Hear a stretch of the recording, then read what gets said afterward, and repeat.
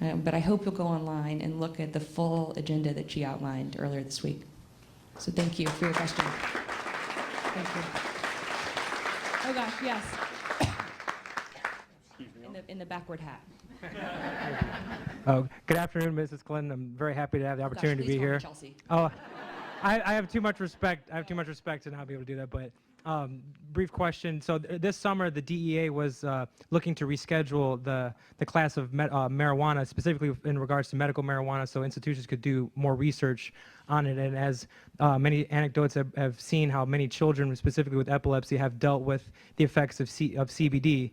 And I was wondering, many times when the question has been asked to your mother, she hasn't been as maybe explicit about where she might stand on the issue of rescheduling marijuana, so there could be more research, and I wanted to know if you had any more information on that. Thank you. So I hope you will go to her website because she is very clear, and I'm sorry if you haven't felt that way in her answers.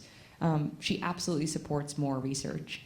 One of the challenges with the experiments happening around the country at the state level, and she supports states making whatever choices they think are right vis-a-vis medical or recreational marijuana use, is that we have no real way to study them.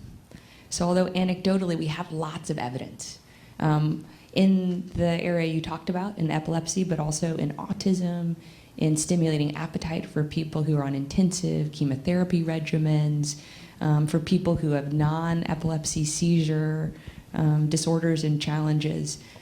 But we also have anecdotal evidence now from Colorado where some of the people who were taking marijuana for those purposes, the coroner believes after they died there was drug interactions with other things they were taking. And so one of the reasons we really do need rigorous studying, to your point about rescheduling marijuana, is one, we want to know where it works and it doesn't work. Because probably there's some areas where it works and probably there are some areas where it doesn't work, like other things that we think have medicinal uses.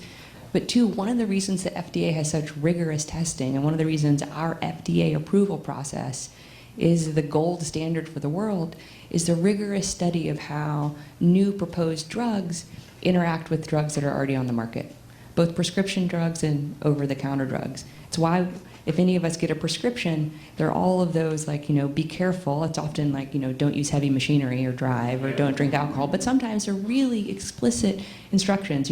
If you are taking like these 4 drugs, please make sure your doctor knows that before you start this prescription. We just need so much more data than we have so that people who might benefit have the chance to benefit. People who might be in danger are protected.